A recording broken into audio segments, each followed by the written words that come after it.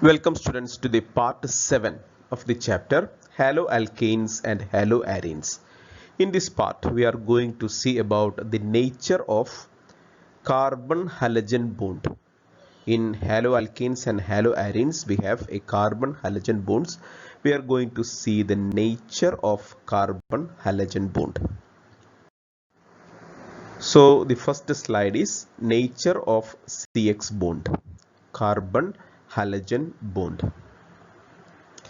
So if you're looking into the carbon halogen bond, here halogen is more electronegative than carbon. So if halogen is more electronegative, what happens? Electronegative means he will pull that pair of bond pair, or he will pull that bond pair towards it, isn't it? So X is more electronegative than carbon. Halogen is more electronegative than carbon, so halogen will pull the bond pair towards it. So the bond pair will slightly move towards the atom halogen. So what happens? Thus the bond here will be polarized. If this electron cloud, negatively charged electron cloud, is slightly moving towards halogen, what happens is this bond will be polarized. How will it be polarized?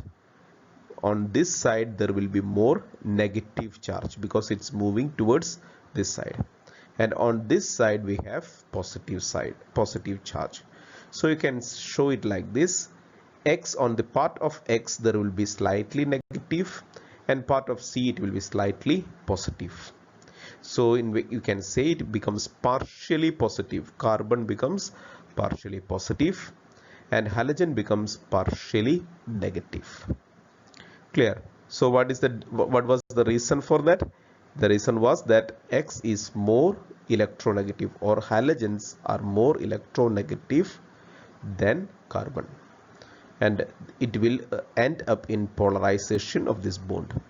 So polarized because it moves towards halogen, and halogen will get a partial negative charge and carbon will get a partial positive charge. Polarity of CX bond. This partial charges has created a polarity, and that polarity has significant effect on the physical and chemical properties of the compounds containing CX bond. So if a compound has CX bond, there is a polarity, and this polarity has significant effect. When you study their physical and chemical properties, we will see that. Clear? Now next, stability of CX bonds. So X means it can be either fluorine, chlorine, bromine or iodine. So it can be any halogen. So if you compare the stability between them,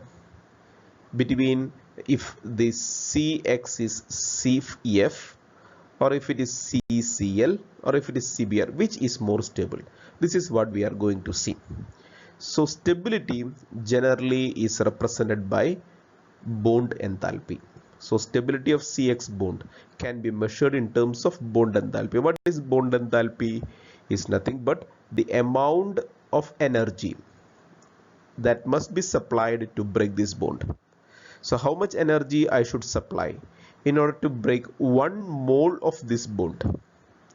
So if this bond is more stable, I must supply more energy, isn't it? So if the bond is more stable, means I must supply more energy. So how can you determine the bond enthalpy? The stability. How to determine the stability? If bond enthalpy is high, if I have to supply a lot of energy, that means that bond is stable. Clear?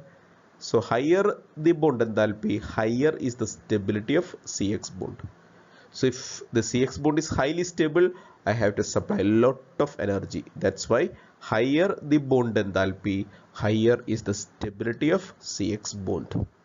So if you are looking into the properties of bond enthalpy, you can clearly see it's given here in the table. So we have different CF, Cl, CBr, Ci bonds, different halogen bonds And if you're looking, bond enthalpy is maximum for fluorine. Then it is for chlorine, then it is for bromine, and then it is for iodine. So the least stable bond is that of iodine. You can easily break it because you have to supply only approximately half of the CF bond. So you can break it. Now, if you are trying to compare these bond enthalpies with their bond length, it's clearly, you can see that iodine has got the maximum bond length and fluorine has got the least. So why is their bond length increasing down the group? Because the size of the atom is increasing. So size of X increases from fluorine to iodine. So what happened? Bond length increases. And we have learned in lower classes, when bond length increases, it becomes unstable. It will be easier to break. Clear? So in that way, fluorine has lowest bond length, so it has highest bond enthalpy. Iodine has bigger size and bigger bond length, so it has very low bond enthalpy, half of CF, almost half of CF. So increase in bond length, what happens? Increase in bond length decreases the bond enthalpy and also decreases the stability. So decreases bond enthalpy and stability. Clear? So in the first slide we have seen about the polarity. In the second slide we are trying to compare between the halogens, different halogens. Now we have a third column here, dipole moment. We have learned dipole moment depends on two parameters. In the lower classes we have learned that, right? So one is distance. One is distance and the other one is charge. Other one is charge. So since these two things are inversely proportional in the case of these two things, distance and charge are inversely proportional here. So charge will be maximum for fluorine, but distance will be small. And dipole moment is directly proportional to both the distance and charge. So you cannot clearly predict the outcome of dipole moment based on their size and also based on their charge. Charge is maximum for fluorine and least for iodine, but distance is the least for fluorine, and so that's why we have an irregular trend here. Once it increases, then it decreases. Clear? So for dipole moment we cannot clearly show a trend, cannot clearly see a trend. However, for bond length and bond enthalpy you will clearly see a trend. Okay, so as I said, stability of CX bond depends upon influences many of its properties. So it also is influenced in the preparation. So though it is the next part that we will go into the detail of the preparation of haloalkanes and haloarenes, we will see an introduction into the preparation of haloalkanes and haloarenes in the coming slide. So it is preparation of haloalkanes and haloarenes. First of all, haloalkanes can be prepared. What is this compound? Can you recollect it? It is nothing but alkanes. So alkanes have an H. If you replace that H, or you call it as, if you substitute that instead of X, if you are bringing X, so that's one possibility of preparation, to prepare haloalkanes from hydrocarbons. So this is the first method. Alkanes can be converted into haloalkanes. So preparation of haloalkanes from alkanes. This is one method. I cannot say first, but this is one method. Clear? And similarly, from arenes I can prepare haloarenes. Clear? So from arenes, so both alkenes and arenes in common I can say I can prepare it from hydrocarbons. Clear? I can prepare it from hydrocarbons. How? Which is the reaction method that you use? Here the reaction method used is substitution. I will replace this H with a halogen atom. So you will get haloalkane and in this case haloarenes. Next method is from unsaturated compound. So it can be double bond or a triple bond. Clear? So from this unsaturated compound, I can break this double bond and I can add to one carbon, I can add H, and to the other carbon I can add the halide. So from alkene to haloalkanes. So this is the method. From alkenes also I can prepare in this way. So here you can see it is monohaloalkane. Again use the same compound alkene to prepare dihaloalkanes. So you can see here, if I can prepare dihaloalkanes where both group will get X. So alkenes can also be used for preparing polyhaloalkanes. Clear? So this you can say this the type of reaction that we use here is addition reaction. So you are breaking one bond and you are adding, whereas here I am substituting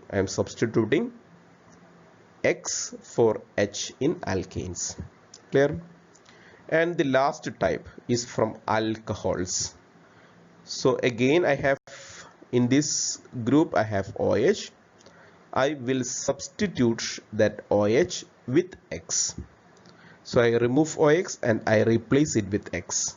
So I can prepare haloalkanes from alcohols. Similarly, I can prepare haloarenes from phenol. So this is alcohols, haloalkanes from alcohols, and this is haloarenes from phenols. So this group we will study in the next part, both phenols and alcohols. Not in the next part, in the next chapter we will see details, their properties, their preparation, all these things of alcohols and phenols in the coming chapter. So these are the three methods of preparation, among which this method is often used so much because it's economically viable and also can be done using simple facilities. Clear? So what are the three different types of preparation? First one was from substitution, using substitution reaction from hydrocarbons. Substitution means substituting H with X. Next one was addition reaction from alkenes. I can use the addition, so I can either prepare mono or I can prepare polyhaloalkanes. Here it is di. 2X will be attached. And next one from alcohols, I can use I can prepare both haloalkanes and haloarenes. So in the next part we will see the preparation in detail. So what are the different steps, how can you prepare in different ways, and what are the reagents that we use and the conditions that we use for the preparation, which are all important for the board exam. Okay, so we will see in the next part. Thank you.